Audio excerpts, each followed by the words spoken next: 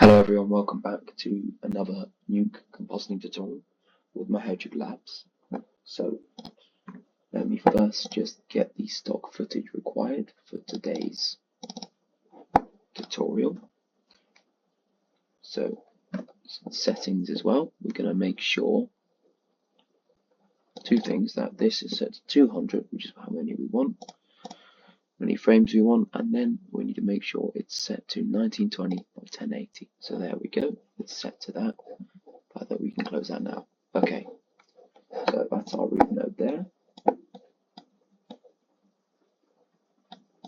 And we're going to be trying today to composite a flame,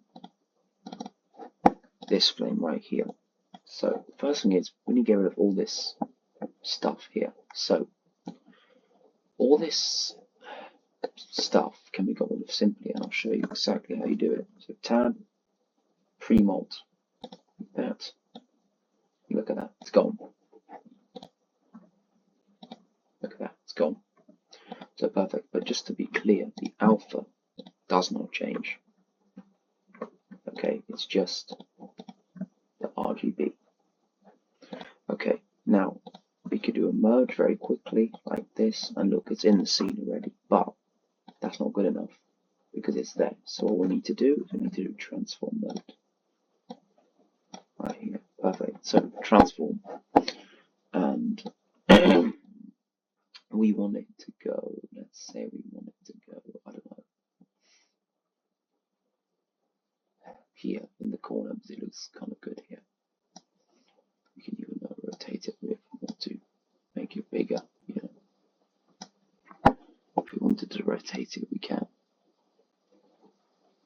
Just to make it look like it's coming from the side there. Okay, now we need to mask all of this, just to the very corner to make it very subtle, just a bit higher as well. Okay, now we need a roto paint, and what we're going to do is we're going to do 1 and then 2 so we can see what's going on. Okay, so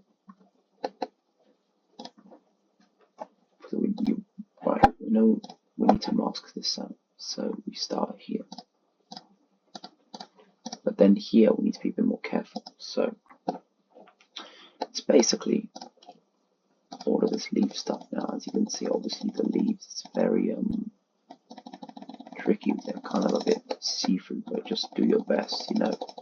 Just going around, if you cut a bit inside, it doesn't really matter because, as I said, it's a small thing, it's far away, you know. As you can see, I'm cutting a bit there, but it doesn't really matter because no one's seen the shot before, they've seen the shot afterwards. Of course, there are many different ways to do this, but I just think a roto mask is the quickest.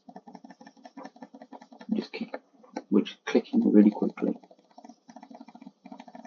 just around the shape, you know. And actually, let's do this real quick.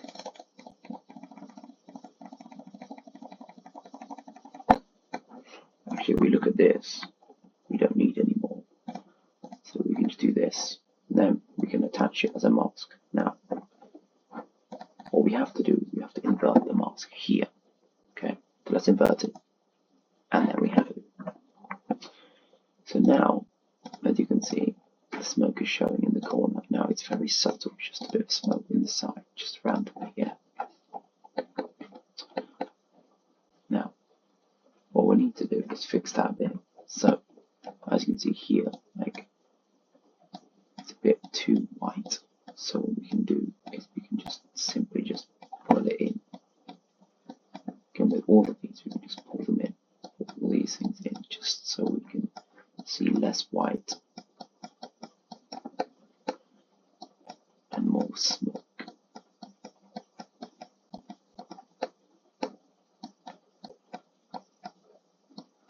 Okay.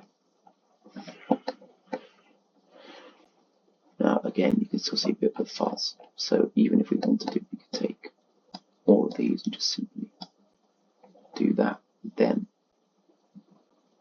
And then obviously we just fix it here, just making it look purposeful. And then look, that looks like the bush is cut out. More far you see nothing, right? Now, in this case, we don't necessarily need to grade, but we'll grade anyway. So, for the grade, I like to have a bit of a dark black point, you know. And then I have to say, if we do color correct here, then we can go crazy with the saturation and the contrast. So, for example, we can make it a bit yellow, you know, a bit desaturated to make it look a bit weird. We can make it look inverted. These tools are very powerful. Okay, so we don't want too much. Just so in this we can see before after. So if you click D, then it gets rid of the grades, gets rid of the nodes, so we can see them. We see before and after.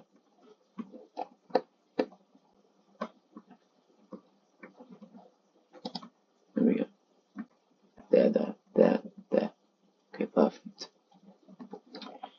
And then the last node you need to know is right node. Here we go. So we plug the right node in here, and then here we choose where we're saving the file. And we do .mov at the end. It's also very important. So .mov, Apple ProRes, perfect, everything. And then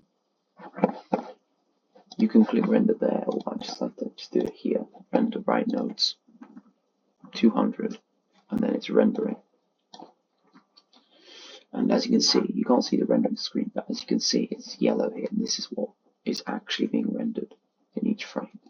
And it's not very long. It's 1 minute. So I will come back to you and I will show you the finished product. Thank you very much for watching, and I'll see you